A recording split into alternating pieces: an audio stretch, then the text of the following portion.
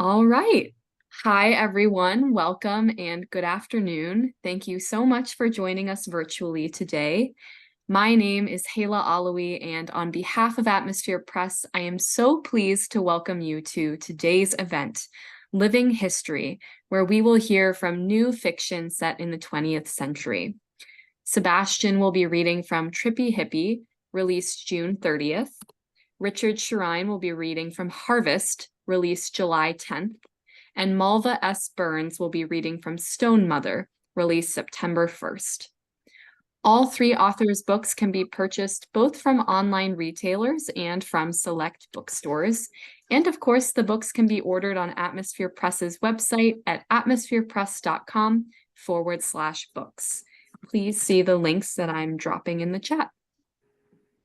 At the end of today's event, we will have time for audience questions. So during the readings, if you have a question for one or more of our authors, go ahead and type it in the chat and I'll make sure it gets asked. And then during the reading itself, please stay muted to keep extraneous sound at a minimum. Of course, you can always feel free to use the chat for any praise and comments. And one last note, we at Atmosphere Press appreciate your support today and always. If you have a manuscript of your own, we would love to read it, so submit your work today at books@atmospherepress.com. Again, thank you so much for tuning in and supporting Sebastian, Richard, and Malve today. We'll start off with our first reader, who is Sebastian. Sebastian had his 15 minutes of fame in the early 1970s when he programmed a midnight film series, The Nocturnal Dream Shows, at the Pagoda Palace Theater in North Beach, a district in San Francisco. From that series emerged the flamboyant and outrageous group of drag performers, the Coquettes, who were the rage of the city for several years. While promoting and managing the Coquettes, he also promoted Sylvester, the blues and disco singing sensation, and introduced to West Coast audiences Divine, the star of John Waters films and Baltimore fame. While working with the Coquettes, Sebastian wrote, produced, and directed Trisha's Wedding, the Coquettes' satirical version of Patricia Nixon's wedding to Ed Cox with an all-out, knockdown, drugged-out, LSD-induced conclusion, which became a cult classic. Trippy Hippy is Sebastian's third novel. In Trippy Hippy, Gator loves his new name and his new lifestyle, sleeping in, starting his day with a fat spliff, and tripping through the rest of it. Little did he know what adventures, misadventures, and tragedy awaited him on his journey to self-realization. And with that, Sebastian, take it away. Thank you. Thank you for that introduction. That year began as strangely as it ended. It seemed as if everyone had contracted a fever and the real world was blown away. Everyone lived their fantasy. Normal people you saw at the office or the market left their occupations, a few at first, then suddenly many, trucking, yes, trucking, down the streets toward the parks and beaches. Before you could say free love, little groups were popping up like mushrooms all over Golden Gate Park after a rain. Bands of strangely clad earth people gathered in small clusters and flew the flags of their tribes. The ritual marijuana cigarette was passed among them, and the sweet scent of Florida cannabis drifted like a dreamy cloud over the scene. They were children still in their teens, grizzled, bearded beatniks with hair down to their navels, hairy-armed earth mothers. They marched to the beat of tom-toms and the wail of electric guitars before making camp in the Haight-Ashbury district in San Francisco, where panhandling had been elevated to an honored profession. I was still working on Montgomery Street for a CPA named Marty Bowman, but I was letting my hair grow, and Marty was having a conniption. Where can I send him, he asked the world. Mrs. Rubella would have a heart attack. Goldman Lumber wouldn't let you in the door. What does my hair have to do with bookkeeping, I responded. I'd be good at numbers if I were bald. It's what you think, it's what they think you represent, he replied. Change. It terrifies them. Marty was young still, but most of his clients were older. I had become a problem. What's wrong with the way I dress? I demanded to know. Shorts with fringe on them, you have to ask. I won that round by being the best bookkeeper Marty ever had, but it was temporary. Dylan was right. The times were a changing before my very eyes, and I wanted somehow to be a part of it. My days with Marty Bowman were numbered. The Rubellas and the Goldmans could go fuck themselves. I was going over to the other side. On a glorious, windy day in March, I said goodbye to Montgomery Street, carrying my desk remnants in a small cardboard box. Calendar pages from my Rolodex, caught in the gusts, burst out and floated around me as I turned my back on that life and all it represented.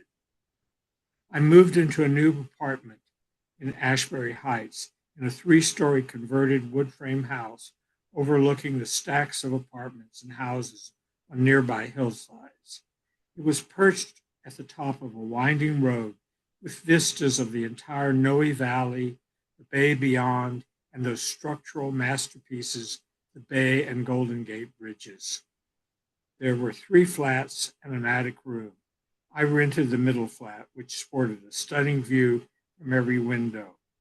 I had made the jump, but where had I landed?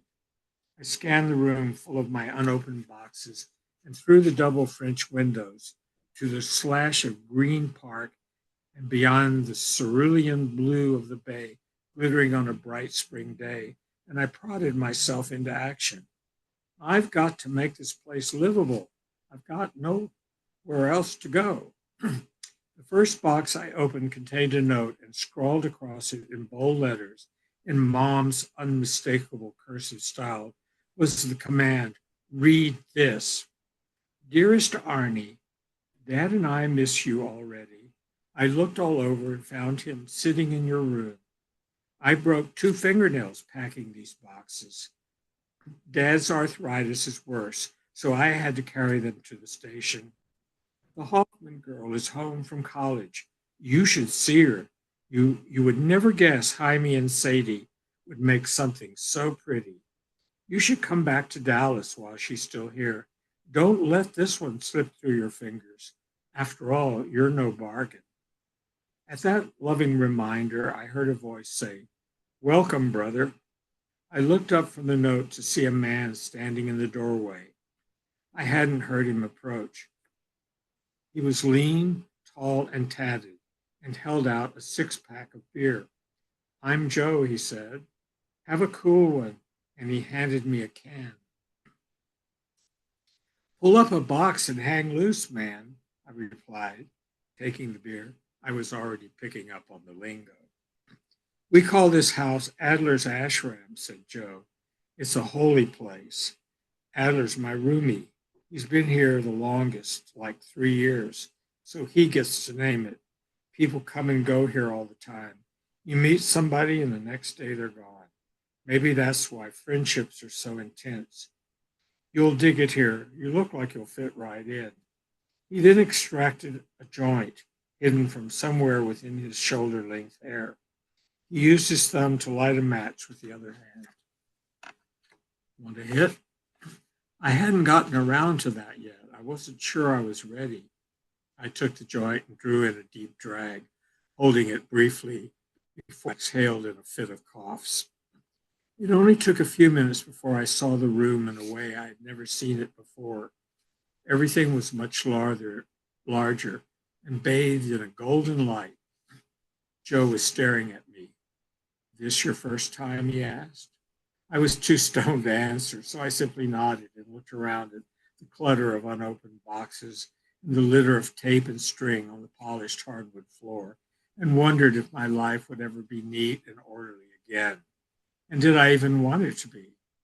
The scent of sweet marijuana filled the air, carrying unexpected portents. Like a cartoon cat drawn by the smell of roast turkey on the counter, a woman appeared in the doorway, and without a word, he handed her the joint. "I'm Nola," she said, taking a puff and eyeing me. "I live right above you."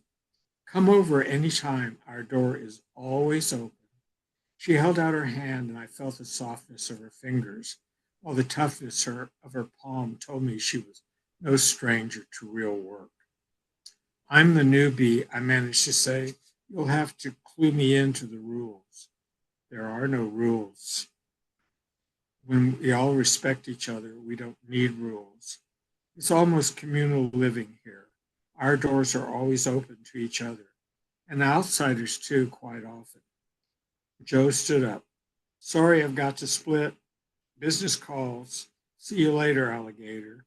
And without that, he was out the door. Nola took another hit off the joint and passed it back to me.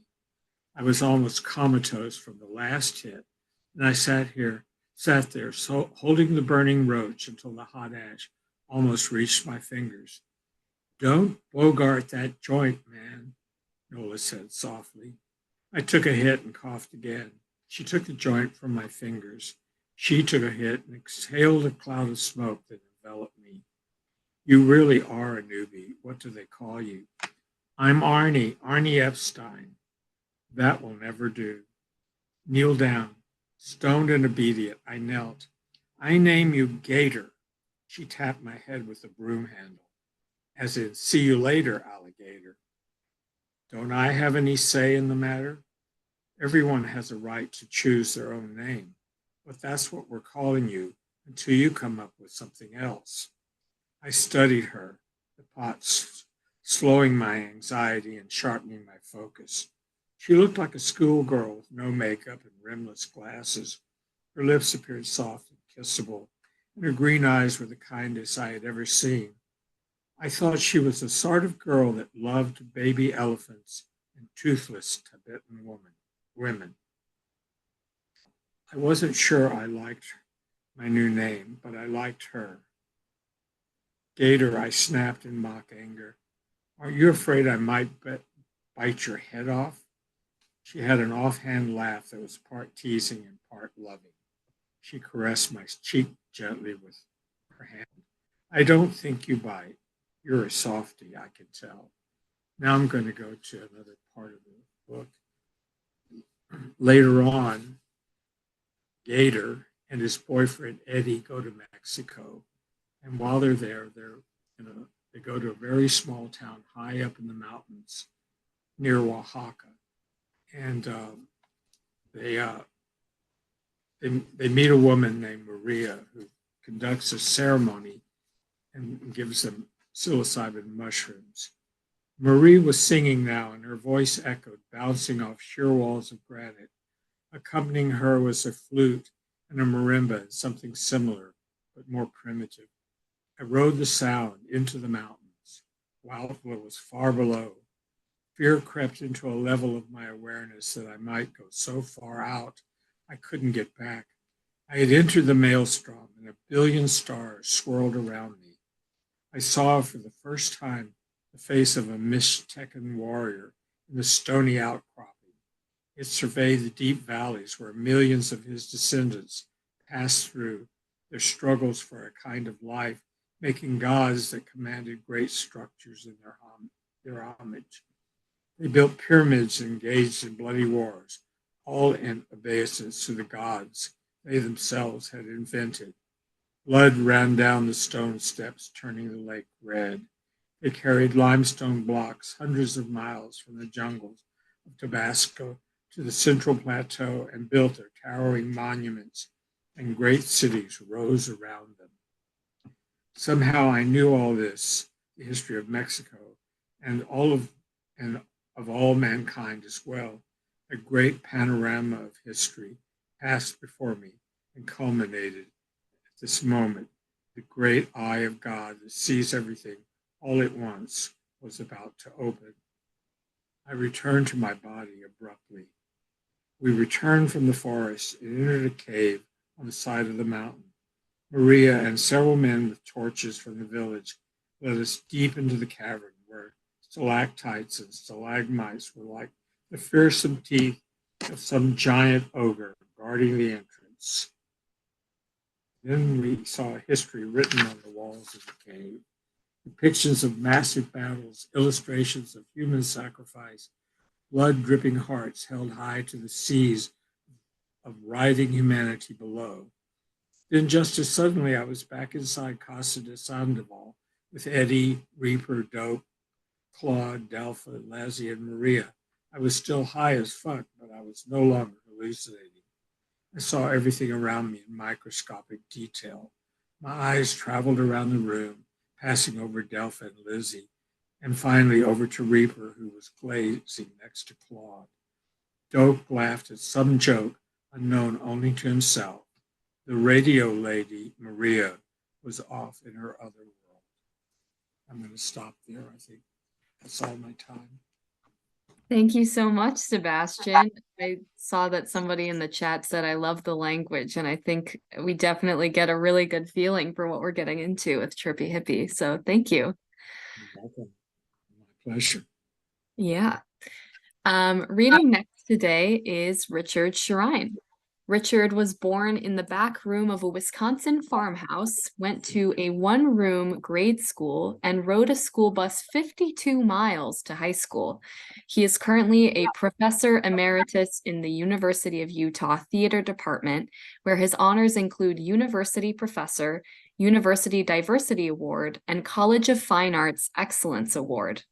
Dr. Scharine has published 2 scholarly books, 5 book chapters, and a score or more articles.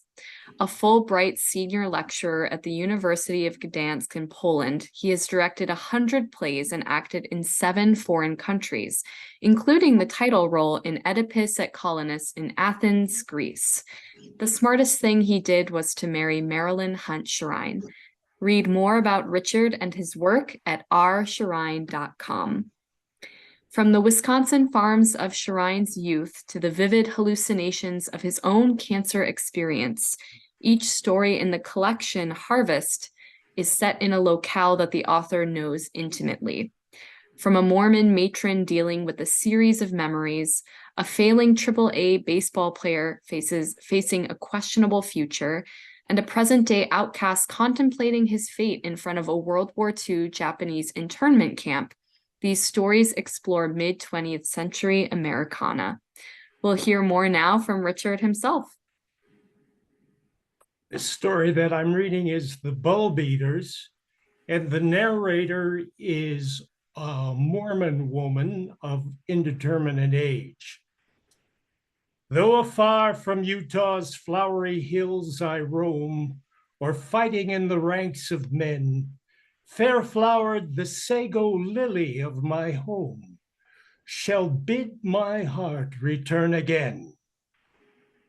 Looking back 60 years, it seems that we children sang that verse at every family gathering in my grandmother's house. I know now that it wasn't old then, that my grandmother had heard it on the radio not long before my grandfather died and had chosen it to be sung at his funeral. I know that because my mother told me this story when she was planning her own funeral, and my children have heard it from me often enough to be sure that it will enliven the ceremony that accompanies my departure from this world. We are a family of instant traditions, and hard times have taught us that every contingency must be planned for. So, to associate the song and the flower it describes with death isn't what the story is really about. It's about life and the odd and unusual places you find it, and the reason that it's so precious and unusual. Life is precious because it is precarious. Death is important only because it gives life meaning, and because, although the fact that death is irrevocable, it may not be permanent. Forgive me. I'm getting ahead in the philosophy before I tell you this story. Let me give you a concrete example. Picture in your mind the children singing year after year. That does not change, but the children do. As you watch them, their faces change. You can see maturity in some, disillusion in others, hope replaced by certainty, expectancy by disappointment, and all the possibilities of human experience. As time passes, the song remains, but the melody is carried by new voices, and others slip away to school, to war, to other households. What remains the same? A song, a flower, and in my memory, grandmother, sitting facing in a high-backed regal chair, surrounded in a half-moon arrangement by my father and his 4 brothers. Their handsome prosperity is proof of her fecundity and the extension of her life. She needs them to remind her that they could be absent. Their lives are a rebuke to the fact of death, which has claimed so many others of her family. Her sons, in turn, have passed life on to yet another generation. They are a mirror of grandmother herself, who sits there perfectly coiffed and perfectly dressed in recognition of the fact that a little girl once wore underclothes made from feed sacks and knew what it was like to be shoeless half the year. We can never completely triumph over the death which is our other face, but the song and the flower and the family lives on. Before the song came the flower, and because of the flower came the family. Grandmother called herself a bull beater and took pride in being the descendant of bull beaters, particularly her grandmother. We always knew that grandmother would say that her great-grandmother was more eaten than an eater, though not everyone in the family appreciated grandmother's joke. If the tradition of a holiday at grandmother's house always included the Carl Northam song, it was hardly the only performance of the day. The real language, especially for we girls, was gathering around grandmother for one of her stories. The physical pattern was always the same. The reverse of the picture of grandmother surrounded by her sons. The smallest children would be seated or perhaps would be laying on the rug in front, with the older ones on chairs diagonally to the right and left of grandmother, and the nearly grown girls, freed for the occasion from their chores in the kitchen, standing on either side of her. The subject areas were as predictable and numbered 2, her life as a girl and her pioneer childhood of her grandmother. My favorite of the stories was grandmother and Aunt Rose going to school. Education was relative, my father used to say. By that he meant that if you had relatives that were rich, you got to go to school.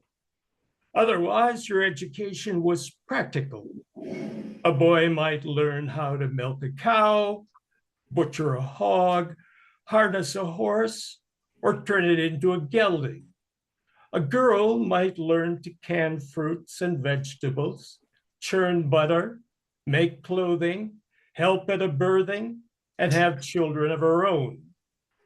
Being able to write was essential. Being able to read in front of a fire in the winter was pleasant. But anything beyond that, some families felt was just vanity. Grandmother didn't feel that way, and neither did her sister Rose, who was 2 years older. They had walked 3 miles to the log cabin school, where, with 20 other settler children, they had received the fundamentals of a solid education from a slip of a girl hardly a decade older than her beginning students. After 8 years for Rose and 7 for Lily, they had reached the point where they might have been expected to spend 2 or 3 years putting a postgraduate polish on their housekeeping skills and then getting married. Instead, they went to high school. Lily skipping the 8th grade and Rose waiting a year so that they could go together. According to grandmother, Rose claimed that she didn't really wait for Lily. It just took a year of pestering great-grandfather before he decided that if he was ever going to have any peace in his own house, he would have to send his 2 favorite daughters away to school. 2 trunks were purchased and filled with weekday necessaries. Grandmother's sits in my bedroom hallway, filled with linens. A visit with the bishop of the nearest town with a high school resulted in a recommendation for a boarding house run by a widow of good character, one that supplied food if the girls were willing to do light kitchen and cleaning work, and which had an amazing attraction of which they had barely heard, much less ever seen, an indoor bathroom.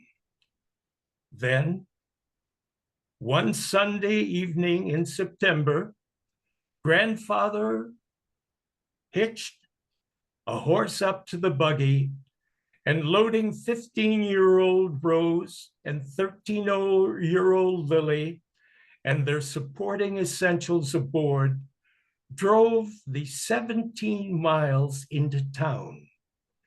5 days later, he would reverse the process, bringing back for the weekend 2 sophisticated young ladies full of stories for their brothers and sisters of life in an urban metropolis of 3,000 people. This pattern repeated itself for 4 years. Grandmother's stories are filled with the details of high school intrigue, triumph, and despair. I don't need to repeat them to you. When I eventually experienced my own, they did not seem much different from grandmother's, and I doubt that they were much different from yours. What we all waited for was the introduction of another boarder of the house into the story, a young man who was clerking at a local law firm.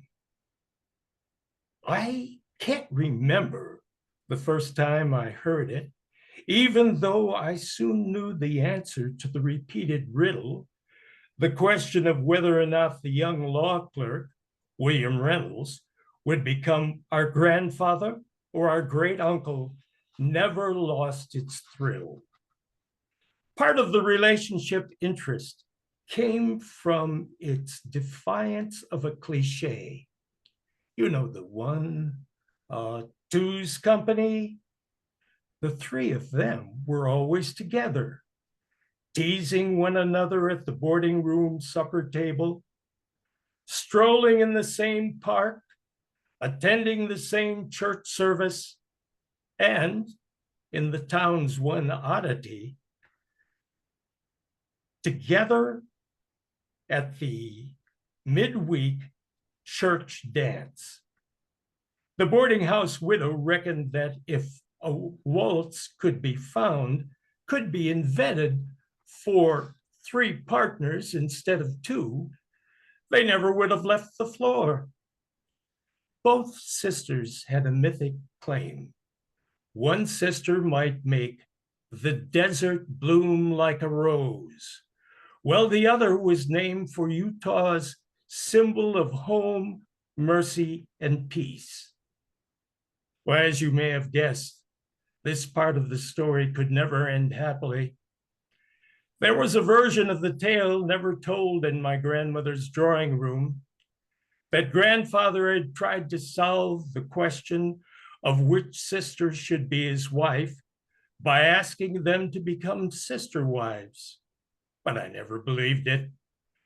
Not that such arrangements didn't continue to exist after Utah became a state, but if you'd ever experienced the dignity of my grandmother and the reserve of my grandfather, you would have concluded that it hadn't happened here. Nevertheless, tragedy and solution did arrive together, just not the way that might have been anticipated. Someone once said that when a person dies, it's a tragedy. But when 20 million people die, it's a statistic. At this point in our story, that someone was proved both right and wrong. As the girls' senior high school year drew to a close, events other than graduation and marriage were on everyone's mind. It was the time of the Great War, 4 years of inexcusable bloodshed that changed the world and laid the seeds for another great war barely 20 years later, a year that inspired Carl Fortham's song with which we began the story. Notice how many people died in that great war? 9, 10, 12 million. But we do know one thing, that even the death count in this inconceivable horror was dwarfed in a single season by the great influenza epidemic. No family was unaffected. Everyone knew someone who died, and everyone lived in terror that someone in their family would be next. 20 million people died, and countless others came close to death. One of the first to collapse was Lily. With every bed in the hospital full, she was taken to the rooming house where messengers were sent to fetch her family. For days, she lay in a sweat-stained bed, restless, sometimes threshing uncontrollably, hallucinating dreams that no one would want to share, sometimes catatonically still, never more than a breath away from the grave. And at her side every minute was her sister Rose, wiping her face with a cool, wet cloth, massaging her wrists, replacing her sheets, praying, and keeping her in this world by a superhuman act of will. After 5 days, Lily fell into a deep sleep. When she awoke a week later, Rose was dead. It happened like that sometimes. The patient lived and the caretaker died. Was Rose's 24-hour exposure to Lily's illness the cause of her own? Would Rose have survived had she not already been exhausted when she fell ill? Who knows? Some people with the sick the entire epidemic and never had a sniffle. Some walked out of their houses perfectly healthy in the morning, fell down in the street on their way to work, and were dead before sunset. By the time she awakened, Lily had missed her sister's funeral.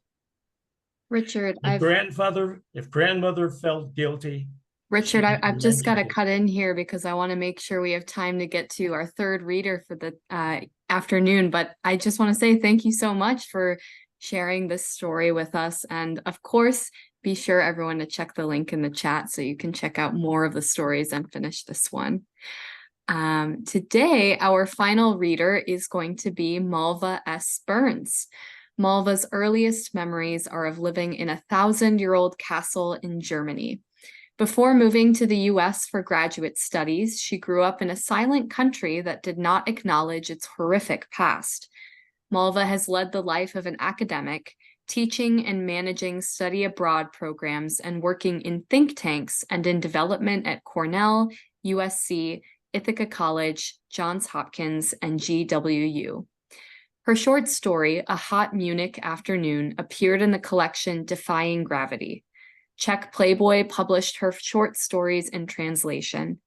Malve now lives in Washington, D.C., in a 100-year-old condo castle. The novel Stone Mother asks readers to imagine growing up in a German family right after World War II, with no knowledge of your country's horrendous Nazi past or an understanding of your own family's fierce internal struggles. Our protagonist, Marie, begins her coming-of-age journey dominated by her troubled, often violent mother and comforted by her beloved father. The story will unfold now from Malve.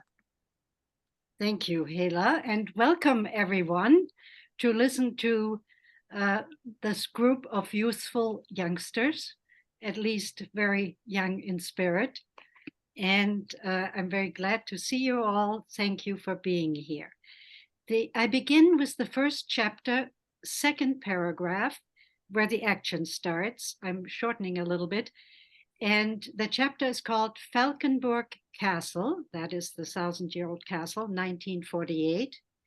The protagonist is Marie, a young girl of about 5 in the reading that I'm doing today. Throughout the book, she grows up. And so I delved right in. I just turned 5 when Mama grabbed me to wash my hair. Wise to her fierce fingers that would yank my roots this way and that and push my face underwater until I almost drowned, I broke free and ran. Out the front door, across the courtyard, into the horse barn of Falkenburg Castle. The barn door slammed shut, and I dove into darkness. The air smelled of leather, horsehide, and hay. I stood just for a moment so my eyes could adjust to the dark. The horses ground grain in their own rhythmic way, as if all was right with the world. But it was not. I stumbled toward Chestnut, our brown mare, crawled under the curve of her belly, and heaved a sigh of relief. Chestnut would kick anyone who came close, except me. I heard footsteps. Chestnut snorted. I burrowed deeper into the straw, hushed my breath, and listened. Mama's perfume was tainting the air. My stomach heaved. Chestnut moved ever so slightly. I kept my eyes tightly shut, my face low to the ground. Mama's steps came to a halt. Chestnut stomped her hoof and snorted like a dragon. She kicked the stall. "You filthy, wretched beast," Mama hissed. Her steps moved away. "Please, God, keep them moving." Next, I heard them outside. I had been spared for now. When I finally dared head home, I saw our father's car parked outside the gate. and heaved a sigh of relief. Whenever Fatih, that's the endearing form in German for father, whenever Fatih was home, Mama attacked with words only. I opened the gate and made for the front door. Was I punished the next day? I don't think so. Mama's anger flared up like a wildfire, but rarely lingered. And each new day brought her an abundance of fresh provocations, animate or inanimate, such as the car door that refused to close tightly. Mama pummeled it with her umbrella with such ferocity she dinged it all up. Talk of the war was another, smaller constant of my life at Falkenberg Castle, a kind of background murmur. I might hear one woman in the shop say to another, "Exactly 3 years ago today, Irvin, my oldest, came home from the war." Or, "My husband Peter would have turned 40 today had he survived Stalingrad." Or, "The communists have turned our lands into a collective farm." My parents stood in the flesh before me, but the war had no body for me. I had no images, no sounds or scents that I could recall. I could not remember the nights when bombs almost killed our family. I could not remember Sudetenland, where we had lived at the end of the war. I was a year and a half when Fatih, Mama, my 10-year-old brother Bastian, 4-year-old sister Ingrid, and I fled west on a horse-drawn wagon, hiding in the woods by day and moving by night. I knew nothing of Hitler, Nazis, or mass murder, nor could I recall Falkenberg's Duke offering our Fatih the Castellan's house at the castle because the town needed another doctor. But I knew every crack in my castle's 6 soaring towers and in its massive defensive walls. I bathed in the light of its voluminous chapel, breathed in the scent of vellum manuscripts, and slipped into the hum of its whispering halls. Safe within the stone arms of this medieval fortress, so solidly anchored on rock, I was inhaling the musk of time and marveling at my castle's treasures, its paintings, tapestries, sculptures, and manuscripts. Our benefactor, the Duke, did not live in the princely residence of the upper courtyard, but in a palace some 10 miles away. He'd given us shelter when housing was impossible to come by because millions of Germans from the east kept pouring into the western zones on tractors, on horseback, and on foot. Many had trekked hundreds of miles, some merely limping along, and on foot. Limping along, all of them fleeing the victorious Russian army. The Duke opened his outbuildings, storage houses, and other parts of his estates to refugees, and handed us first prize with the Castellan's house. Because Falkenberg Castle was the one and only home I had ever known, and because its chapel and halls provided a refuge for Mama, I was convinced that I had always lived within its protective walls. My older brother and sister, and Mama too, tried to tell me otherwise. But the castle and I knew better. We belonged together. I have maybe another 5 minutes, Hela. What do you think of the next chapter? I'm skipping one and go to one that is called The Jewish Cemetery. I will now not read as much as planned, so we have time for questions. Just that much. The girl always runs away from her mother during the day, while her brother is in boarding school, her sister in elementary school. And one day she pretends to be blind and takes a big stick that she finds on the shepherd's trail and walks along, closing her eyes until the stick hits something solid, and it turns out to be the wall of the Jewish cemetery. out in the heath, and I'll read just about a little more than a page. I pushed along the cemetery wall until I came to a spot where the ground was elevated and I could find a handhold. I heaved myself up and over, landing in the soft mounds between gray headstones. I saw no flowers, no candles, or any other sign that someone cared about the place. In contrast to Falkenberg's town cemetery, where people grew flowers on their loved ones' graves from early spring to late October. In here was emptiness. The paths were covered with tall grass, the stone casings cloaked with moss. Perhaps even the spirits of the dead had left this place. I sense a frightening unknown. The love and care that had created this place had long run its course, and a strange forgetting had set in, as if the cemetery were an empty room in an abandoned house. I traced the chiseled lines on the headstones with my fingers, slowly feeling my way. The letters were wavy, not at all like the print in my Bible or in Grimm's fairy tales, nor like the vellum manuscripts in the castle's library. I wished my touch could unlock their text, as Braille might if I were truly blind. I smoothed the tall grass that surrounded the mounds, careful not to disturb the graves, and knelt to pray the way I had been taught. Dear Lord, please open your arms and take in the souls of all who are buried here. By the time I raised myself, shadows were falling across my shoes, the sun sinking low, disappearing behind the cemetery wall. I had to get home before the blackness swallowed the walls, the headstones, and me.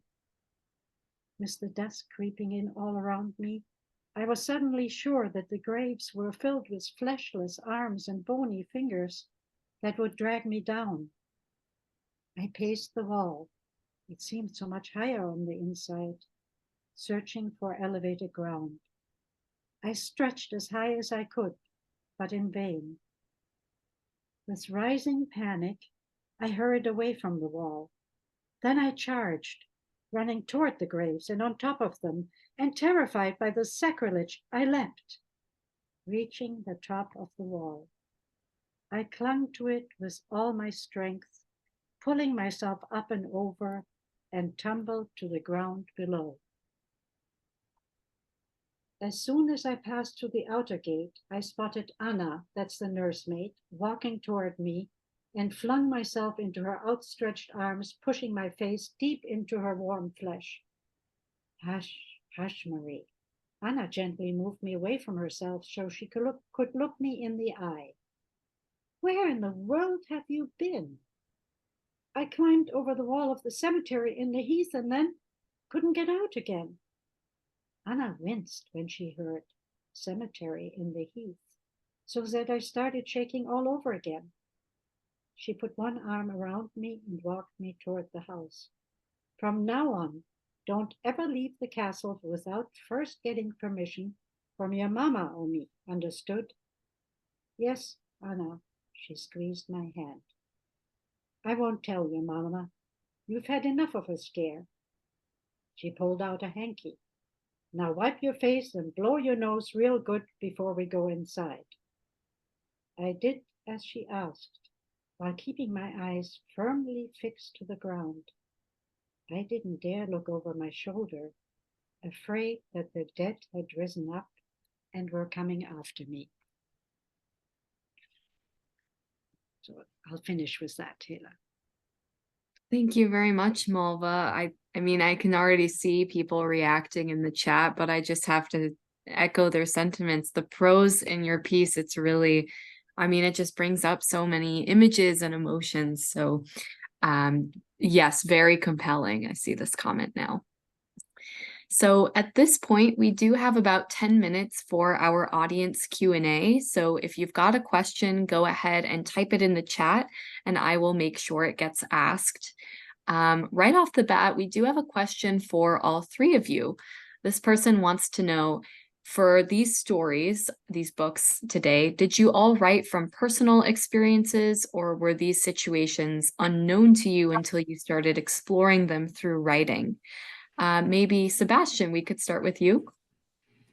Yes, I mean, I lived it that year that the story takes place in Trippy Hippy. 1967 was that they called Summer of Love, and I remember it vividly. And it was not based on my own experiences, but uh, it just the story evolved from the experiences that I had that year and the people I knew. But the characters are all fictional; they were not based on any real people. Definitely. So kind of setting the story with personal experiences, but then filling it in with these more fictional details. Exactly. Yeah. Richard, how about you? I know the term autofiction sometimes comes up in discussion of your story collections. Maybe you could tell us a little bit more about how your writing process looks like. Well, some of these things come from reality. For example, my mother and her sister May went to school exactly like that and almost in the same time period. But really, mostly what I've learned is after living in Utah for 40 years, although I originally moved from the Midwest. And I was just fascinated by the stories. And when you have a description of how to prepare a hide for eating, that's the sort of thing that really kind of catches my mind. What happens in this particular play is, or this particular story is a story of names. For example, the two names, Rose and Lily. And Lily, the lily and the lily bulb actually uh, fed many of the settlers in the 1840s. And the second story, there would have been about two more pages that I would have read. In the second story, you would have found the story of the bulb and the lily bulb, which also becomes the name of the woman who is telling this story. And the idea of the lily providing the nourishment for the family and for the family's growth. So that's it. Yeah, definitely. As a Midwesterner myself, I can see where that sort of interest in all these threads tie in. So that's great connection there. Malva, how about you? Did you write from purely personal experiences, or were some of the details of your book unknown to you until you were actually writing? Um, my book also is a mixture of truth and fiction, if you will. It is a novel. It's a historical novel. It is inspired by my own experience, and I think that's even true if you don't write. For most writers, and it was. I was really motivated by growing up at a time when no one spoke about the, the mass murders, the atrocities that the Nazis committed. Everybody talked about the war. That's why I put it right in the first chapter. Nobody talked about the horrors. And so my generation grew up sensing the uncanny, sensing something strange, but not knowing how to grab it, how it was delineated.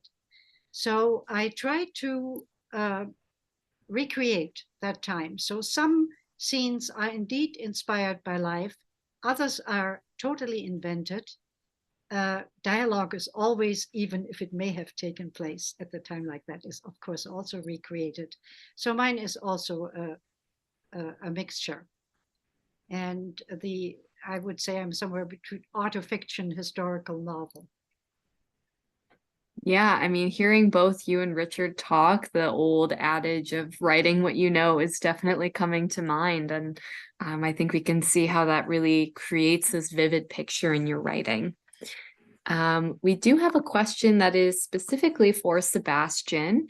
This individual is commenting on an audiobook version of Trippy Hippy that might be read by you, Sebastian. Is that something that's available? Or if it isn't, is that something you would consider creating? I would consider it. It doesn't exist at the present time.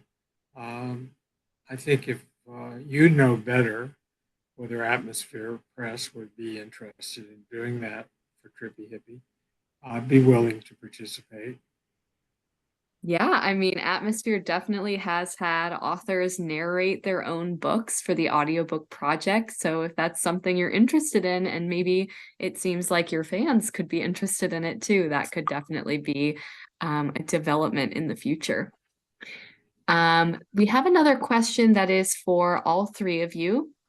This person is wanting to know if this is your first piece of writing or if you have written before this. I know there were some details in your author bios about that, but maybe if you could tell us about your writing backgrounds. Richard, if you could start us off with this one.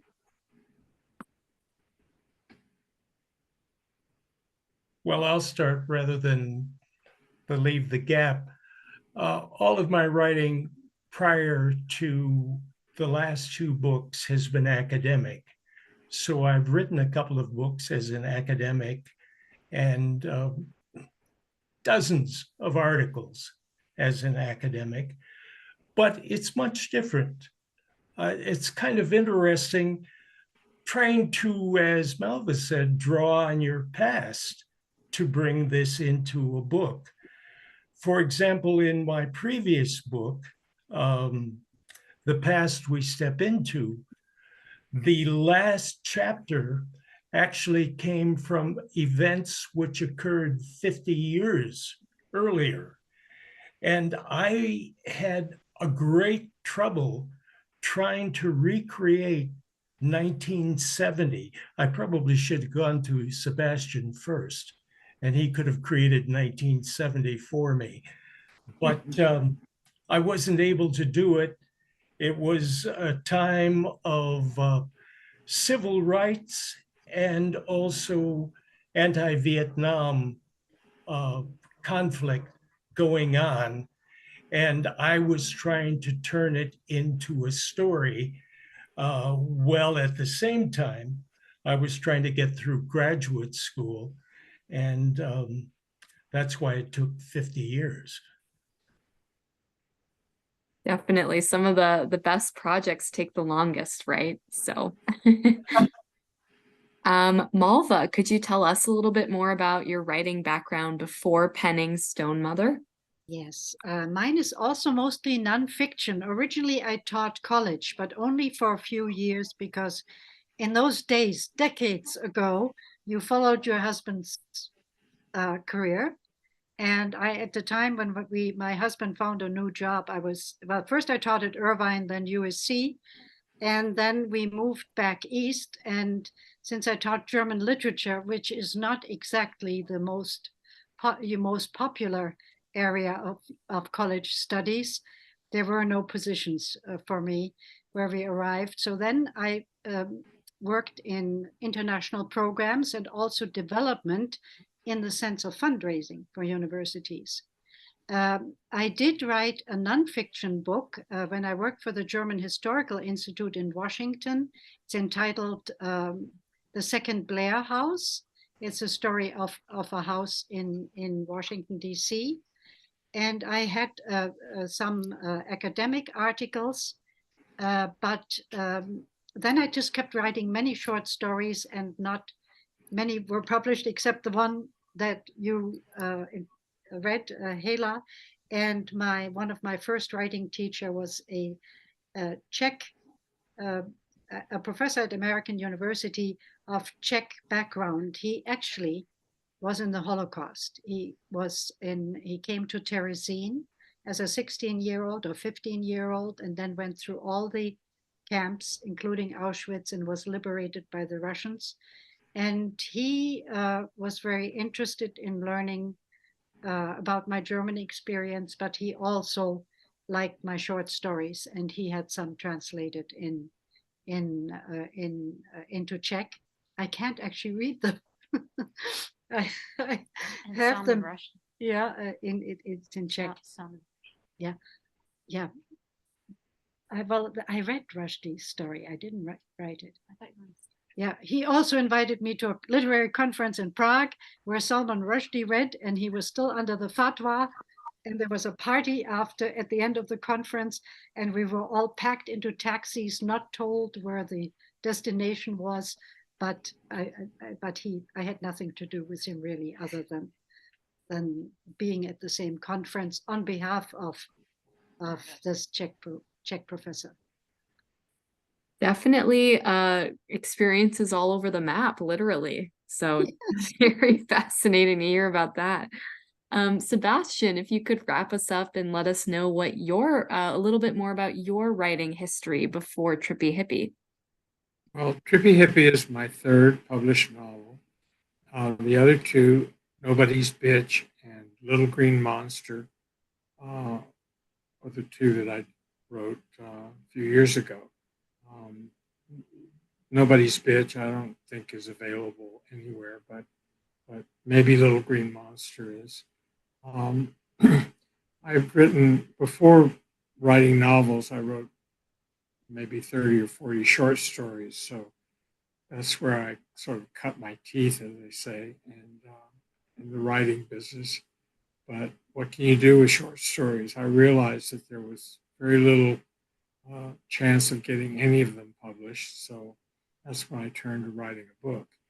And I also have several that are sort of waiting in the wings. I recently finished a memoir called 100 Years of Cilantro, which is about a road trip in Mexico in a car with a hole in the radiator, an old car with a hole in the radiator, and all the adventures that brought forth. And the other one, which I'm working on a second draft now, is a historical novel.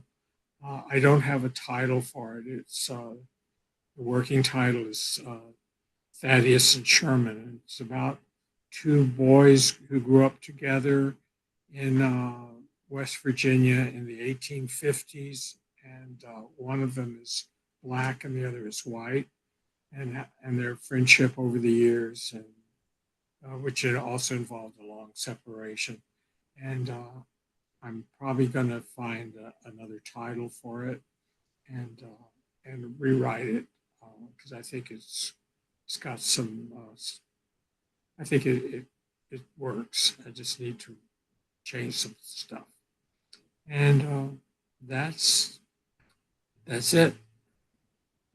Yeah, I mean, far from it, I would say that's definitely a prolific, background in writing. So thank you to all three of you for participating in this Q&A, but also this event overall. It's always so wonderful to be able to hear books in the voices of the people who wrote them. So thank you to Sebastian, Richard, and Malve for your generosity today with your time, your words, and of course, your thoughts in the Q&A. And of course, also thank you to everyone in the audience for celebrating these wonderful authors with us. Don't forget that you can order Trippy Hippy, Harvest, and Stone Mother from the links in the chat. And please also consider checking out atmospherepress.com to browse our new and forthcoming releases, to sign up for our email newsletter, or to submit a book manuscript of your own. You can submit your work to books@atmospherepress.com and let us know that you attended today's event. We'll look forward to hearing from you, but until then, that's it. Have a great rest of your week, everyone. Thank you.